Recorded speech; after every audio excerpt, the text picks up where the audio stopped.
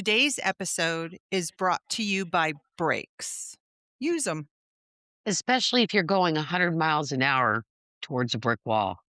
And on that cheerful note, welcome to Welcome the to Witty the Witty Bitties Bitties of of Nevada. Nevada. All right, biddies. Today we're stepping outside Nevada, but don't panic. We're still bringing the sass, the psychological, and the frontier energy because Netflix dropped an episode called The Crash, and it's been sitting at number one like it pays rent. This documentary covers the 2022 case of the 17-year-old Mackenzie Shirilla, who accelerated to 100 miles per hour and slammed into a building, killing her boyfriend Dominic and her friend Davian. Netflix said, let's make this a mystery. But the prosecutor said the accelerator was at 100%. So today, we're breaking down the doc, the psychology, the TikTok energy, and what Netflix conveniently left out. Okay, what in the Nevada is this? So let's start with the basics. The documentary tries to frame this like a whodunit, but the footage shows Mackenzie driving, accelerating, and never braking. And the docs keep cutting to moody shots of her eyelashes like we're supposed to be confused. Ambiguous. Netflix loves a morally ambiguous girl. But this isn't Gone Girl. This is Don't Drive Into Buildings Girl. The tragedy is real. Two young men lost their lives, and the documentary walks this tightrope between empathy and sensationalism. Yes, it does. And sometimes it falls off the tightrope and lands in a pile of TikTok edits. Yeah, and we're going to get into the social media part a little bit, but let's wait to get into that. So, let's touch a little bit on the people that are behind the crash. Now, the documentary did, and if you saw the documentary, we're not going to get 100% into it, just a little highlights. And if you didn't see the documentary, then hopefully this helps you understand. Dominic So, Russo, age 20. Dominic was a music loving, basketball playing, stock trading kid from Strongville. He and Mackenzie have been dating since he was 13, and honey, it was toxic. friends described constant fights, jealousy, threats, breakups that didn't stick. The kind of relationship where your group chat is exhausted but too polite to say it. So basic, they started off at 13. Most 13-year-olds, we're breaking up. No, we're not. Yes, we are. No, we're not. I agree. I very, very much agree on that, Sherry. Um, Yeah. yeah. I mean, they dated from 13 to 17, her age. So yeah, they grew up together in a sense. Yeah. And he was older than her because at the time of the crash, he was 20 Yeah, and she was 17, but they started dating when she was 13. That's really young. But okay. Mm. well, he was Who 15 when they started Yeah, dating. but that's right, but a Yeah, female at 13? I don't know, I agree. I Love agree. that's love struck, but yeah, okay. All right, let's talk about Davion Flanagan, 19. Davion was adopted at 8, a standout athlete, a youth swim coach, and and had just applied to barber college. And he wasn't part of the couple's drama. He was just catching a ride home. Wrong place, wrong time, wrong car. And, that's really sad because Davion was adopted at 8 and was really trying to just do bad timing, big time. All Yeah. right, let's get into Mackenzie Shrilla, 17 years old at the time of the crash. Whether you think she's a villain, a victim, or a chaotic cocktail of both, she's the gravitational center of this whole story. Mackenzie grew up in Strongsville, Ohio. Friends described her as outgoing, dramatic, emotional, and very online, like very online. She curated her identity through social media, TikTok, Instagram, Snapchat, all of it. And her content had a very specific vibe. All right, Rosa, why don't we get into her social media persona? Her posts were a mix of lip syncs to breakup anthems, crying selfies, toxic but cute captions, aesthetic edits of her and Dominic, videos about mental health struggles, and the occasional I'm crazy, but he loves it energy. Well, that's kind of the Gen Z cocktail of vulnerability, performance, and chaos. And prosecutors absolutely use that vibe to paint a picture of her mindset, which all of that stuff is a normal 13 to 17-year-old kid, too. Oh, I absolutely agree. Okay. All right, let's get a little bit into her relationship with Dominic. She and Dominic have been together since she was 13. That's a long time to be in a teenage relationship, long enough for it to get intense, messy, and codependent. Big time. Friends said they fought constantly, broke up, got back together, broke up again. The kind of relationship where everyone around them was exhausted by it. And I mean, that's normal for their age too. You're in high school, you break up, you get back together, you break up, you get back together. But there is also a part of this that is her mental and emotional state. Rosa, let's get a little bit into that. People close to her said she struggled with anxiety, emotional swings, and feeling out of control.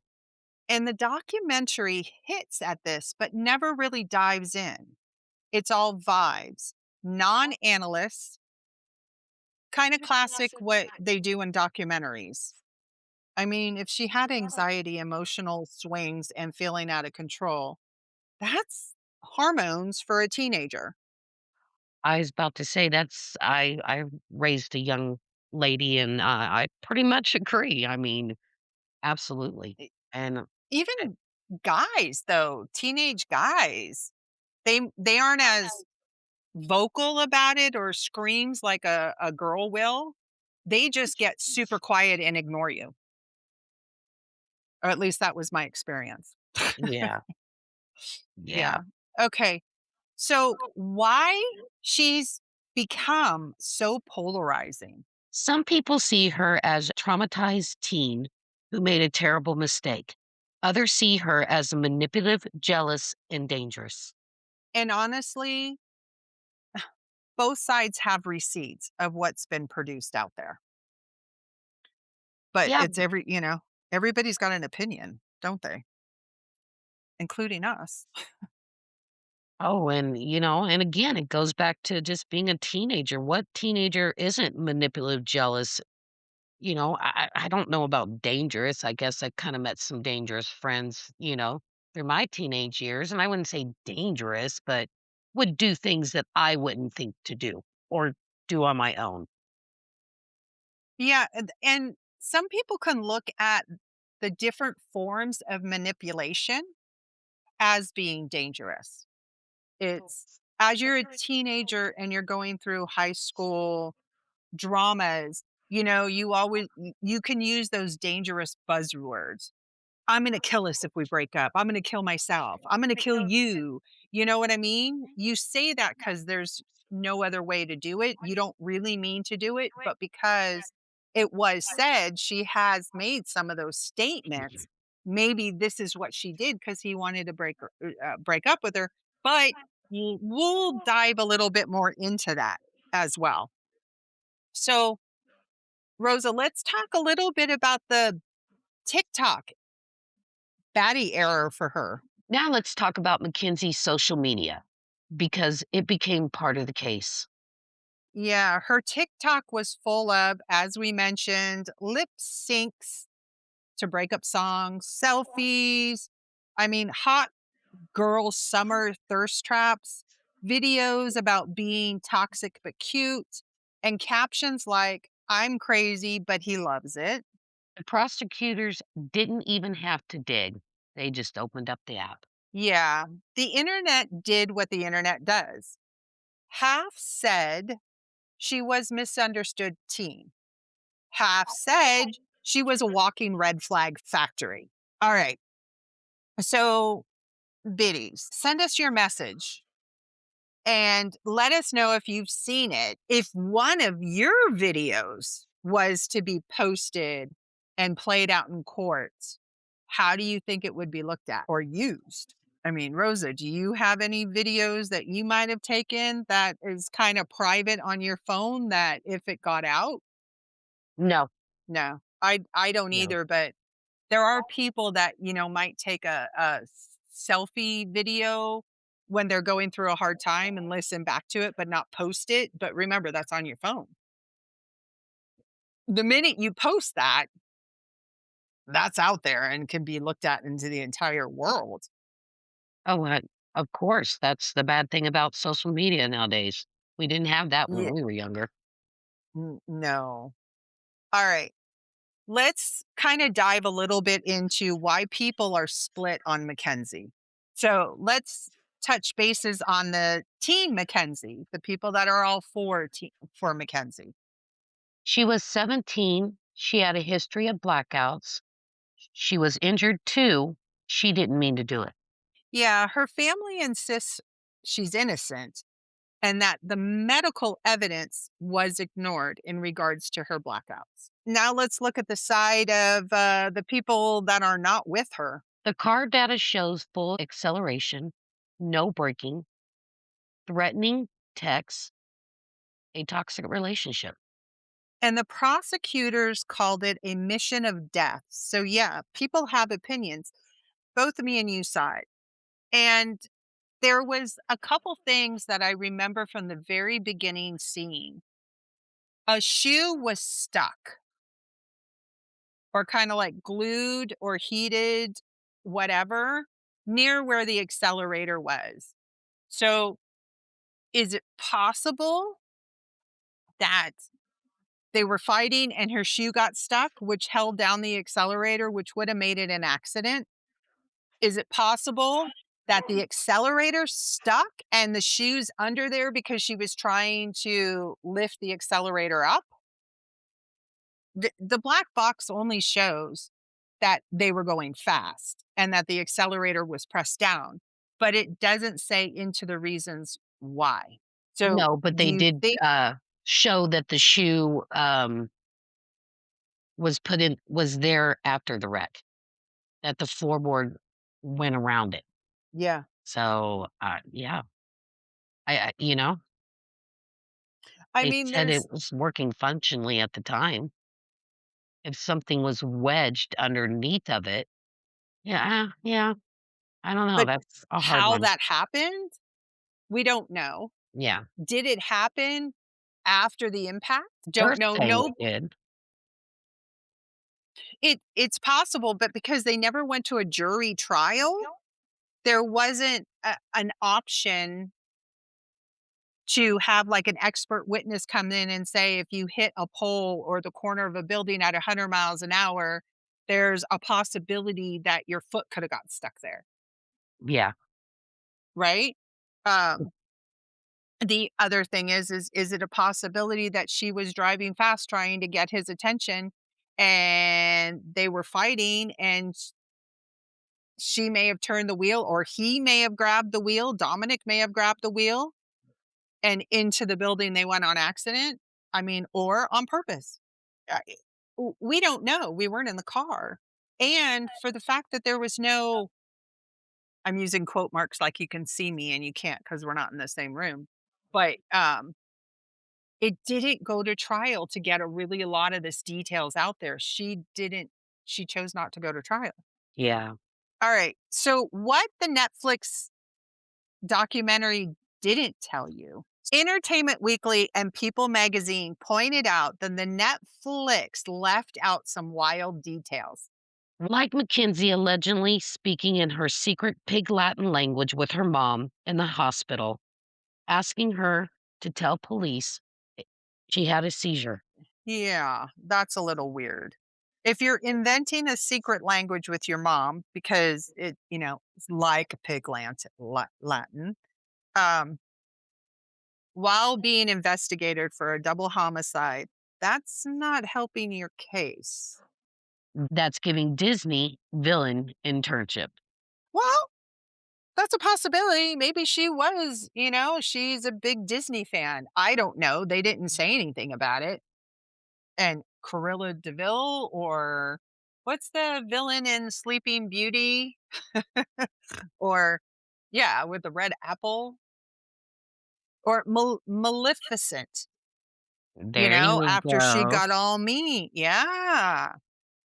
You never know because nobody really knows what she was thinking but herself. All right. So let's talk a little bit about the Nevada tie in, frontier psychology.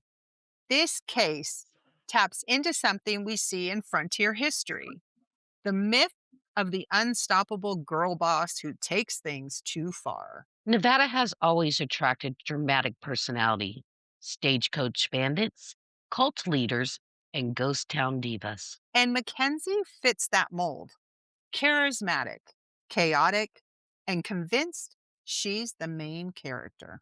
Except our Nevada girl bosses usually steal gold, not drive into walls. That's true.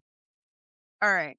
So there's been a couple things that's happened while Mackenzie's been in jail, but let's kind of touch a little bit of her life in prison and when she might get out. Mackenzie is now 21 and she's serving her sentence at the Ohio Reformatory for Women. She got 15 years to life, which means her earliest parole date is 2038. Seems like, that date seems like a long way, but when you really look at it, it's not that far. Her family is still appealing. Victims' families say she's too comfortable, and the internet is still arguing. Meanwhile, she's reportedly adjusting to prison's life, taking classes, and staying in touch with family. But parole boards don't play, and public opinion is even harsher. All Right. right, let's get into a little bitty courtroom. You be the judge. It's time for our interactive courtroom, the part of the show where you get to weigh in because this case has more opinions than Nevada has ghost towns. And actually, me and Rosa are going to be answering these questions as well.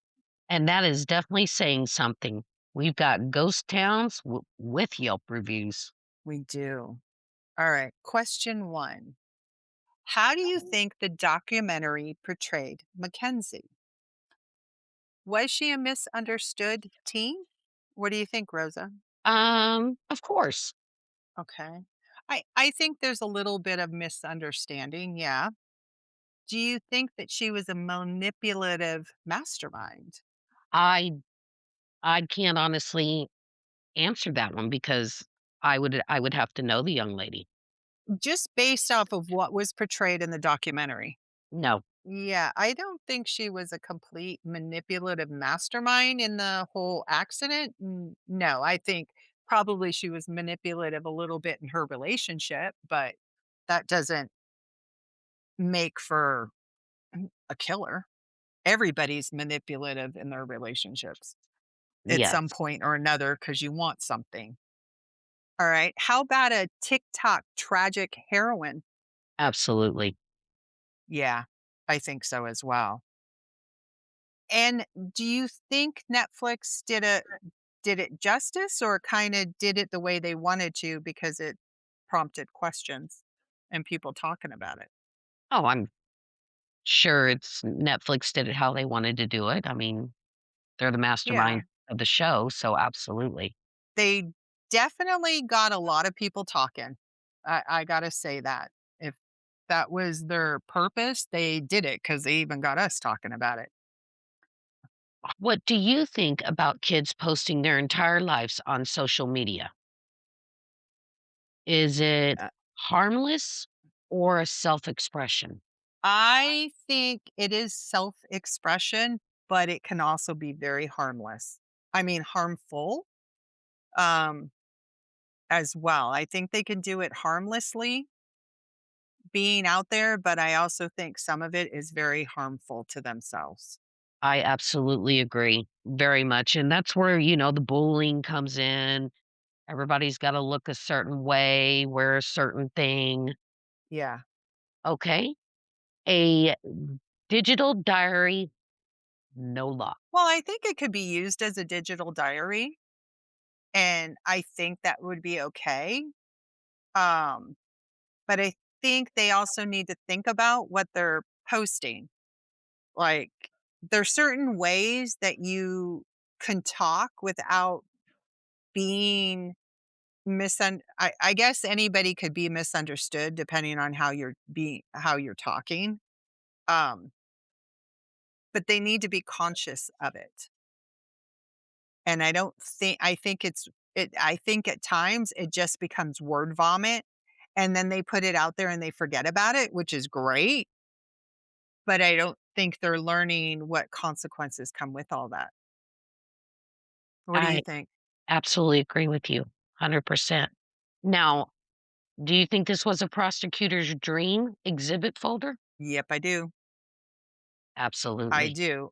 I mean, there was things she posted where she was talking about she's underage at the time of this, and she has underage kids coming to her apartment because she was living with Dominic, and they were underage, smoking, drinking, doing she goes, "Yeah, y'all can come to my house and do illegals," and then bitching at people for the way they acted when they were at her house.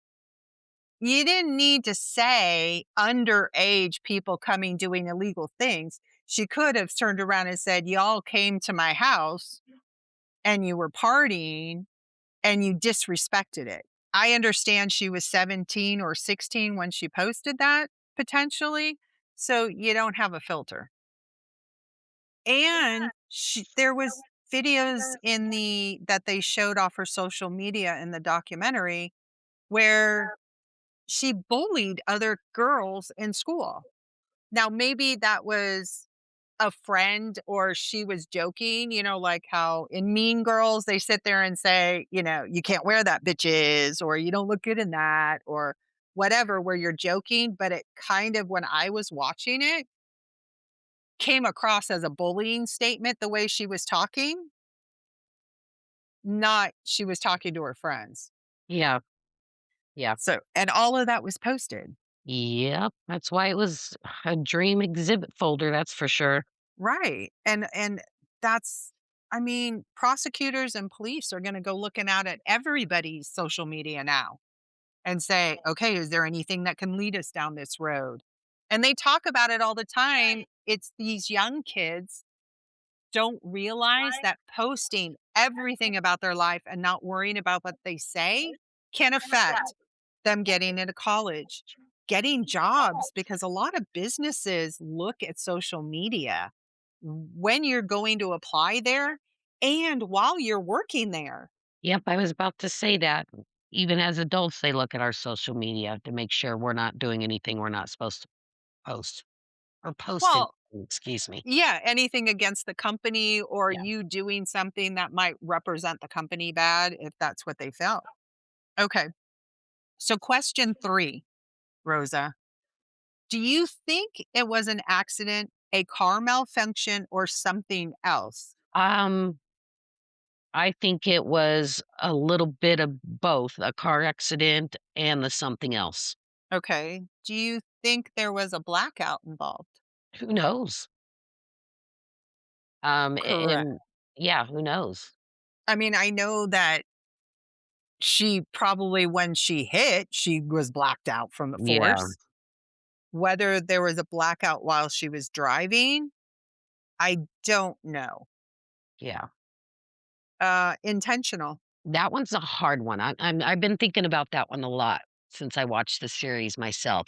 I don't think it was intentional in the fact that, "Oh, I'm gonna kill the 3 of us," that type of thing, going with a plan. I don't think that the case. I think maybe Premeditated? yeah, I Mhm. think maybe they were just got into a heated fight. She got upset, said, "Screw it," maybe, who knows, and they said they felt the car being jerked a little bit. It went into neutral and drive a couple times, that type of thing, so something did go down before that wreck happened, Y y and I think going so fast, is generally a sign of anger, in my opinion. Mhm. I mean, why would you be going that fast unless you're just totally pissed off at the world? I agree with that, and I don't think it was a premeditated, intentional thing where she said, "Today, I'm gonna drive the car into the building." No, not at all. Um, yeah, with it going into neutral or not, there was some kind of fight going on, and there's a potential that the wheel got jerked, and next thing you know, boom. Because at that high rate of speed, when it's too late, it's too late. Mhm. Mechanical failure, I don't know. There's a potential that it could be. It's a potential that it can't be, but we don't know because the car was never investigated past the black box that we're aware of. Correct. Yeah. Okay. Do you think it was just a perfect storm of teen emotions and terrible decisions? Oh, that goes back to what I was saying earlier, absolutely. Yeah, I think it was definitely emotions involved. But yeah, I think we both agree that it wasn't a terrible decision. It was something that happened in result of them having high emotions and fighting. I don't think it was a premeditated thing. No, not at all. Alright, question 4, Sherry. All Do you right. think Mackenzie has shown remorse, or is she still grieving?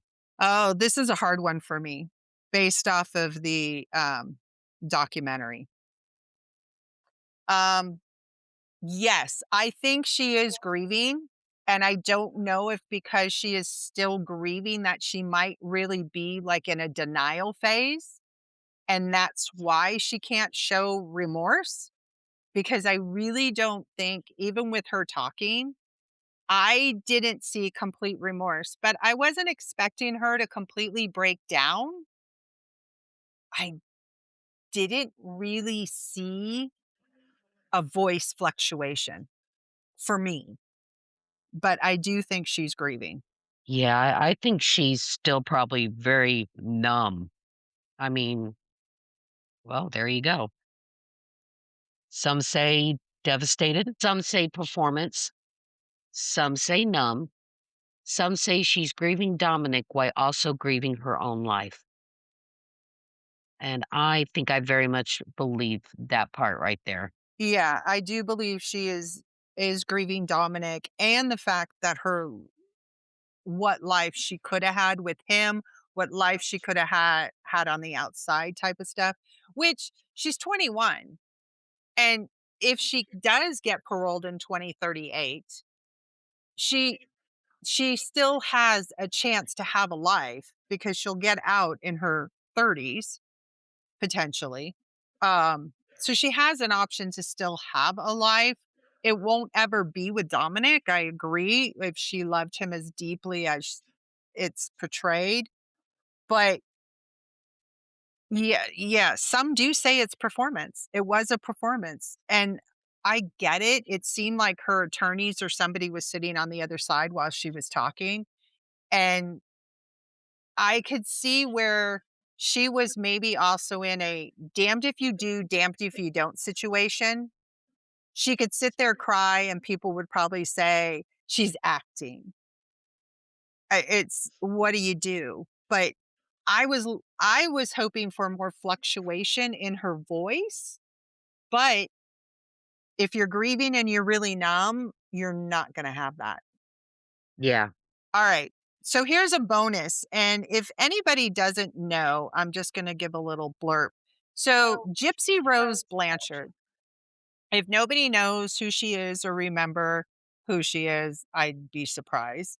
But she was a child that was definitely abused by her mom because her mom had Munchausen by proxy, which is one of those diseases that you make your child sick or say they're sick or to keep the attention. And Gypsy Rose's mom did it huge. I mean, she had her daughter's head shaved, said her teeth needed to be pulled. I mean, if you haven't ever heard about it, you need to go read about it. And Rosa, do you remember who Gypsy Rose Blanchard was? Oh, absolutely. Yeah. Absolutely. So her being a child of going into prison at a young age too, she's actually spoken out about this. And I was surprised that she did, but I also kind of like that she did. So she mentioned it publicly and commented on the case as well. And Rosa, well, let's get into that a little bit. Well, she did feel sympathy for Mackenzie in that she sees young girls who make terrible mistakes all the time, and that the internet was is just way too quick to victimize and teenage girls in crisis. Yeah, the internet does. Whether people agree with her or not, it added fuel to the conversation. When someone who's been through the media blender, like Gypsy Rhodes was, and speaks up, the internet pays attention. And oh boy, did they pay attention because Gypsy Rose did say that, hey, she can sympathize. She did also say that she thought Mackenzie needs to get therapy while she's in there and really work the program because if she doesn't when she gets out, it will be worse. And like Gypsy Rose got out and she had some issues that we all know if you've seen her show. All right, Biddy, those were questions that we had, and we'd love to hear your answers. So you can send us a voice memo, set a comment, um, write us a dramatic paragraph, if you've had any kind of situation like that, and we'll take a look at it. And next week, we'll read all your answers on the Biddy Thermometer. No pressure, but we will judge your judgment. Well, we'll have a discussion. We always say judge. We judge each other, and me and Rosa have conversations about this all the time. Don't judge me, or why are you judging me? And it seems like that, but it's really a discussion. Maybe It's we need to come up with a better word than judge. it's Biddy banter. You are right. We are bitty banter. And it may not be next week's episode, Rosa, because it depends on how many we get in, but we'll definitely do a follow-up episode with it. All right, Biddy Brigade. Final thoughts. This case it was very tragic. It was, I mean, yeah, the documentary was just heartbreaking. Two young men lost their lives, while dramatic, leaves out key content. Yeah. And I know they couldn't put everything in there, but yeah, a huge tragedy to the gentlemen that lost their lives. And it does remind us that true crime isn't entertainment, it's real people, real consequences, and sometimes real bad decisions. Well, that's it. If you're going to be a Biddy, Be sure to be witty and don't drive. 100 miles into anything. That would be a very good thought. Subscribe, leave a review, and send us your courtroom cringe videos or comments or stories. And remember, Nevada may be wild, but even here, we use our brakes. Like, As best as subscribe. we can. Yep. Yes, like and subscribe.